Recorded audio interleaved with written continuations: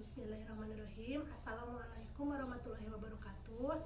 Bertemu lagi dengan saya Dwi Agustin, pendamping sosial PKH Kota Tasikmalaya.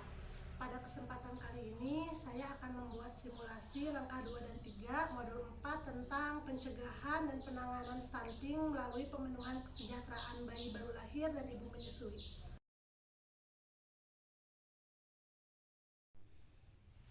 Baiklah ibu-ibu, kita akan melanjutkan materi tentang pencegahan dan penanganan stunting melalui pemenuhan kesejahteraan bayi baru lahir dan ibu menyusui. Sekarang ibu kembali berdiskusi ya Bu ya. Tadi kan udah dibagi 2 kelompok. Sekarang sama juga ya Bu ya, 2 kelompok yang tadi. Namun sekarang yang akan dibahasnya yaitu hambatan dan solusi untuk kebutuhan fisik dan mental bagi ibu menyusui dan bagi bayi baru lahir. Di masyarakat sering ya Bu ya ada hambatannya gitu buat ibu menyusui dan bayi baru lahir.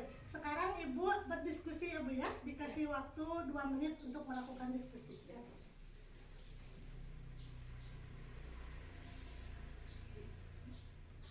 Sudah Bu? Sudah. Kalau sudah, sekarang tempel ya Bu ya. Siapa yang nempel di hambatan dan solusi untuk kebutuhan fisik dan mental bagi ibu menyusui? Silakan Bu. Kebutuhan fisik ya Bu, hambatannya. Ya, Bu.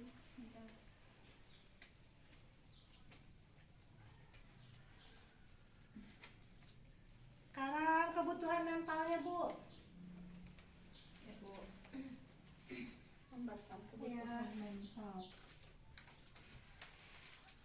Sekarang hambatan kebutuhan fisik untuk bayi baru lahir dan kebutuhan mentalnya sekalian saja Bu. Oke, Ditempel. siap, Bu.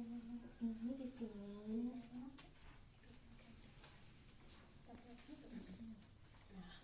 Terima kasih ya ibu-ibu atas jawabannya. Sekarang kita bahas dulu ya Bu ya. Kebutuhan fisik di sini seperti yang tadi dijelaskan ya, ibu menyusui itu kan perlu diberikan dukungan, diberikan rasa kasih sayang juga ya. Di sini ada ya kebutuhan fisik hambatannya suami atau keluarga yang kurang mengerti akan pekerjaan seorang ibu seperti mencuci, mengepel gitu ya. Suami kadang tidak mau membantu seperti itu ya Bu ya. Nah, solusinya di sini kita harus bisa mengajak suami untuk melakukan pekerjaan rumah. Jadi pekerjaan rumah itu bukan pekerjaan ibu saja ya, melainkan suami juga atau keluarga juga harus membantu. Di sini kebutuhan mental, banyak ibu menyusui ya yang kurang kasih sayangnya dari keluarga atau dari suami. Nah, di sini bisa dilakukan solusinya, keluarga bisa dikasih pemahaman, dikasih motivasi juga untuk memberikan kasih sayang kepada ibu menyusui supaya ibu menyusui mau menyusui bayinya dan ASINya lancar keluarnya. Sekarang kebutuhan akan hambatan fisik dan mental bagi bayi baru lahir. Kebutuhan fisiknya ya.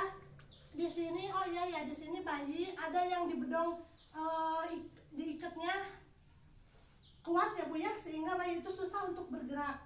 Nah, itu sebenarnya bisa juga ya bayi tidak di bedong asalkan bayi diselimuti atau diberikan kehangatan.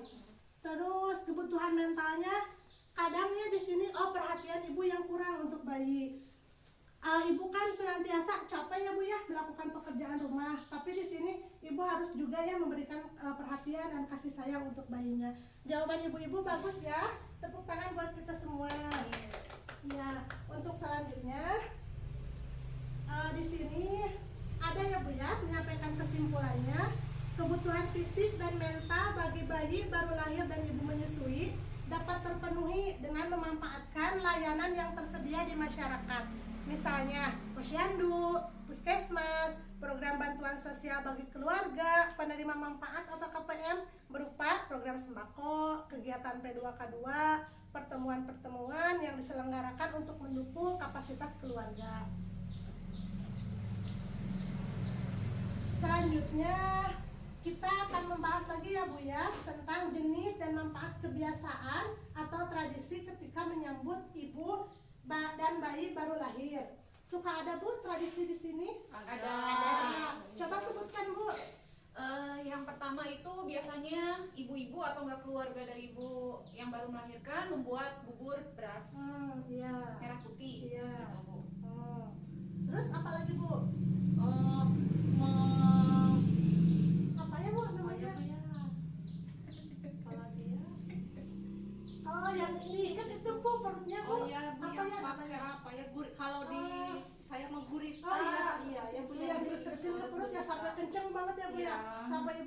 bernapas. Biar perutnya kempes, Bu. Nah, seperti itu. Itu bisa dilihat ya Bu ya, ada manfaatnya atau tidak. Kalau misalkan memang bermanfaat, boleh dilakukan. Tapi kalau misalkan itu sekiranya kurang bermanfaat bagi Ibu, boleh tidak dilakukan juga. Ya, seperti itu ya Bu ya, tradisi-tradisi di masyarakat. Nah, selanjutnya di sini ada kesimpulannya juga ya Bu ya. Keluarga dan lingkungan harus bijak dalam memilih tradisi atau kebiasaan-kebiasaan yang ada di lingkungan untuk mencegah tumbuh kembang bayi dan mencegah stunting. Kemudian bentuk dukungan yang bisa diberikan keluarga dan lingkungan secara material. Contohnya tadi ya Bu ya, memberikan makanan bergizi, pakaian, peralatan, perlengkapan bayi, dan ibu menyusui. Dan non materialnya seperti apa Bu? Kasih sayang, dukungan, motivasi, dan informasi perawatan ibu menyusui. Setelah itu ibu-ibu bisa ya menghadiri acara-acara pertemuan P2K2 untuk KPM penerima PKH, Posyandu juga ya Bu ya.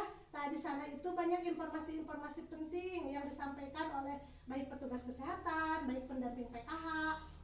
Itu ibu dapat memberikan ilmu buat ibu-ibu untuk ibu menyusui, untuk ibu hamil, dan maupun untuk bayi atau balita juga ya Bu ya. Seperti itu ya Bu ya. Baiklah ibu-ibu, materi untuk pertemuan sekarang sudah selesai ya Bu ya. Ibu-ibu nanti bisa mempraktekkan materi ini untuk menyampaikan informasi ini kepada keluarga, kepada saudara, atau kepada tetangga terdekat. Dan ibu juga jangan lupa ya Bu ya, menuliskan rencana apa yang akan dilakukan di rumah terkait untuk pemenuhan kesejahteraan bagi bayi baru lahir dan ibu menyusui. Ditulisnya di tabel janji diri ya Bu ya, dan kertas metaplan. Nanti kalau udah ditulis, kertas metaplannya boleh dibawa pulang oleh ibu, dan tabel janji dirinya dikumpulkan kepada saya ya Bu ya. Selain itu juga ibu-ibu bisa memanfaatkan secara optimal bantuan sosial yang diberikan oleh pemerintah ya Bu ya, baik itu bantuan PKH, bantuan sosial sembako, maupun bantuan sosial lainnya.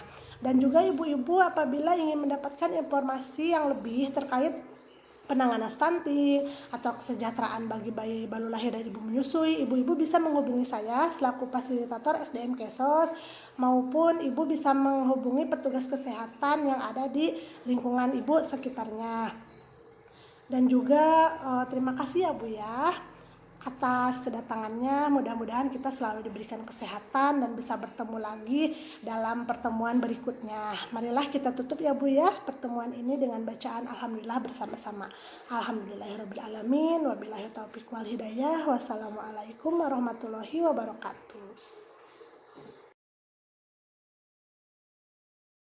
Barusan telah kita saksikan video simulasi untuk modul 4 sesi 5 langkah 2 dan 3 tentang pencegahan dan penanganan stunting melalui pemenuhan kesejahteraan bagi bayi baru lahir dan ibu menyusui.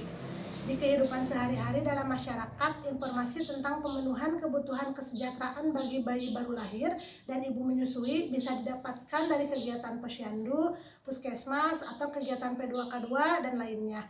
Keluarga dan lingkungan sekitar harus memberikan dukungan secara material maupun non-material untuk ibu menyusui.